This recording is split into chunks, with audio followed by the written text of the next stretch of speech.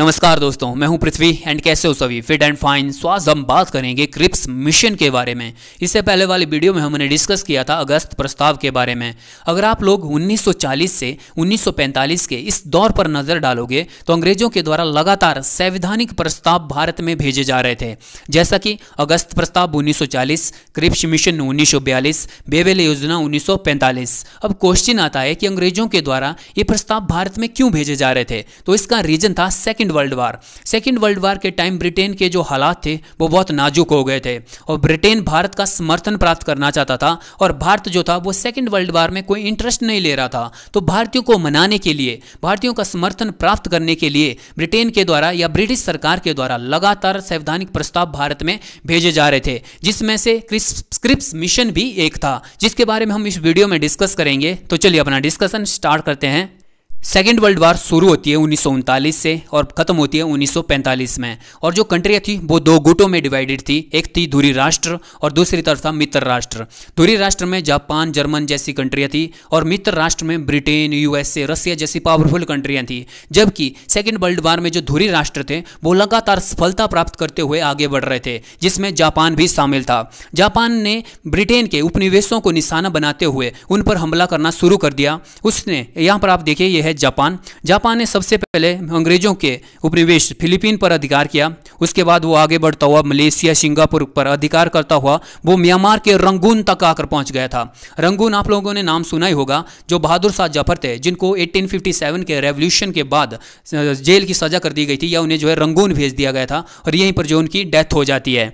तो जो जापान था वो रंगून तक पहुंच गया था, उसने रंगून पर भी अपना अधिकार कर लिया था। अब जापान के सामने जो बिल्कुल हिट था या जापान के सामने जो लक्ष्य था वो था भारत। मतलब जापान भारत पर आक्रमण करना चाहता था और ब्रिटिश भारत को किसी भी हालात में जो है वो खोना नहीं चाहते थे। मतलब ब्रिटेन जो है वो भारत को खोना नहीं चाहते थे। भारत जो था वो ब्रिटेन का एक बहुत बड़ा उपनिवेश हुआ करता था और यहाँ पर जापान जो है वो धीरे धीरे आगे बढ़ रहा था और जल्द ही वो भारत पर भी आक्रमण कर देता। यहाँ पर आप देखिए, यह है रंगून, इसको यंगून भी कहते हैं, इसी को हम रंगून भी कहते हैं। यह म्यांमार में है और यहाँ से आप देखिए यह है इंडिया। इंडिया से ज़्यादा दूर नहीं था जापान, बस कुछ ही दिनों के बाद जो है वो जापान भारत में एंटर करने वाला था और यहाँ पर ब्रिटेन बहुत चिंता में था और ब्रिटेन भारत को खो सकता था अगर उसे भारत का सपोर्ट ना मिलता। मतलब अगर भारत को अगर उसे सपोर्ट ना मिले तो वो जो है भारत को अपने हाथों से खो सकता था, उससे जो है भारत से हाथ धोना पड़ सकते थे। ब्रिटेन का उस समय जो प्रधानमंत्री था वो था Winston Churchill. Winston Churchill Britain का 2 बार प्रधानमंत्री बनता है, एक बार 1940 से 1945 में और दूसरी बार 1951 से 1955 तक। विंस्टन चर्चिल भारत को किसी भी हालात में जो है वो खोना नहीं चाहता था और विंस्टन चर्चिल पर यूएसए, रसिया, चीन का भी दबाव था कि आप जो है वो भारतीयों का समर्थन प्राप्त करो। बिना भारतीयों के समर्थन के आप जापान से नहीं जीत सकते। मान लीजिए कि अगर आप भारत का समर्थन प्राप्त नहीं करते हो और भारतीय जो है आपसे अलग रहते हो तो आप जो है वहां पर बहुत छोटी सी मात्रा में हो और आप जो वहां पर जितने पावरफुल नहीं हो, क्योंकि जापान जो था वो बहुत पावरफुल था।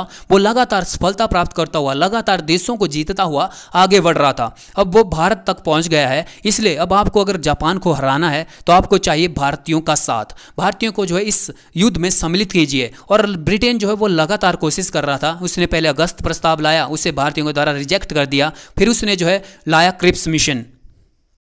इस प्रस्ताव का नाम क्रिप्स प्रस्ताव इसलिए पड़ता है या क्रिप्स मिशन इसलिए पड़ता है क्योंकि इसे जो भारत लाया था वो स्टैफोर्ड क्रिप्स लाया था।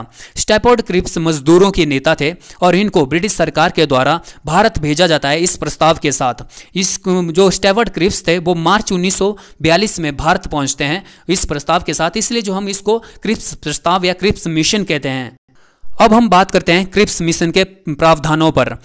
क्रिप्स मिशन को हम अगस्त प्रस्ताव का न्यू वर्जन भी कह सकते हैं क्योंकि इसमें जो अगस्त प्रस्ताव की बहुत सारी मांगों को ऐड किया गया था, या क्रिप्स जो अगस्त प्रस्ताव था उसके बहुत सारे प्रावधान जो थे वो क्रिप्स मिशन में भी ऐड किए गए थे। इसमें जो इसका जो पहला प्रावधान था वो था डोमिनियन स्टेटस के साथ साथ भारत संघ की स्थापना की जाएगी और साथ ही साथ राष्ट्रमंडल से पृथक होने का अधिकार भी भारत को दिया जाएगा।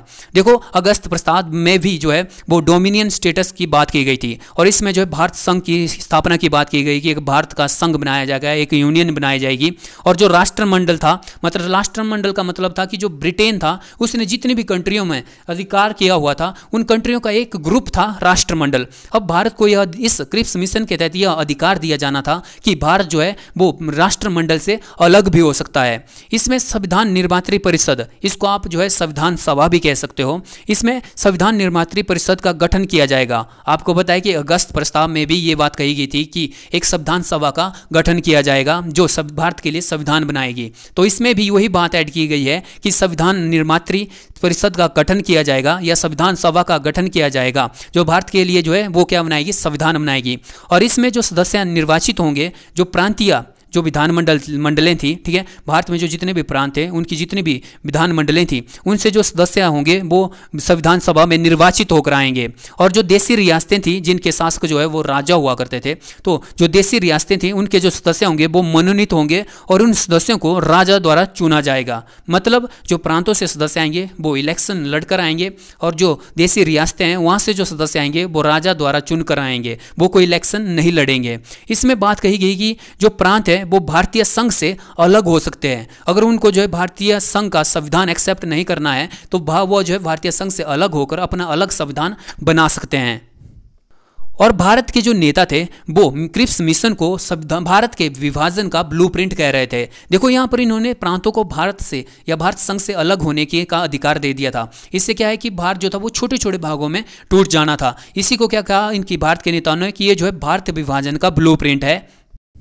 आगे इसमें जो प्रावधान जोड़ा गया था कि संविधान सभा और ब्रिटिश सरकार सत्ता के हस्तांतरण तथा अल्पसंख्यकों के हितों की रक्षा के मुद्दे को आपसी समझौते द्वारा हल करेंगे। मतलब क्रिप्स मिशन में सत्ता के हस्तांतरण का एक क्लियर जो है मैप नहीं बताया गया था कि कैसे जो है वो सत्ता को हस्तांतरित किया जाएगा। इसमें समझौतों की ही बात की गई थी।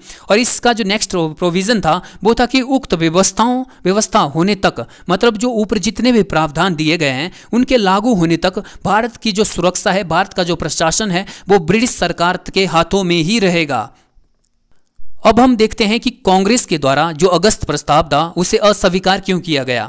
मतलब कांग्रेस ने क्रिप्स मिशन को अस्वीकार कर दिया था। उसने अस्वीकार जो है इसको इसलिए किया, जो कांग्रेस थी उसने क्रिप्स मिशन को रिजेक्ट इसलिए किया क्योंकि इसमें जो था वो डोमिनियन स्टेटस की बात की गई थी कि भारत को जो है वो डोमिनियन स्टेटस का दर्जा दिया जाएगा। लेकिन कांग्रेस ने 1929 के लाहौर अधिवेशन में ही कांग्रेस का लक्ष्य पूर्ण स्वराज या पूर्ण स्वतंत्रता बना दिया था। और अब जो है कांग्रेस कोई भी डोमिनियन स्टेटस का दर्जा प्राप्त करने के फेवर में नहीं थी। इसने साफ साफ कह दिया कि जो संविधान सभा का गठन किया जाएगा उसमें जो देशी रियासतों के सदस्य होंगे वो मनोनीत होकर नहीं बल्कि प्रांतीय विधान मंडलों के सदस्यों की तरह ही निर्वाचित होकर जो है वो संविधान सभा में आएंगे।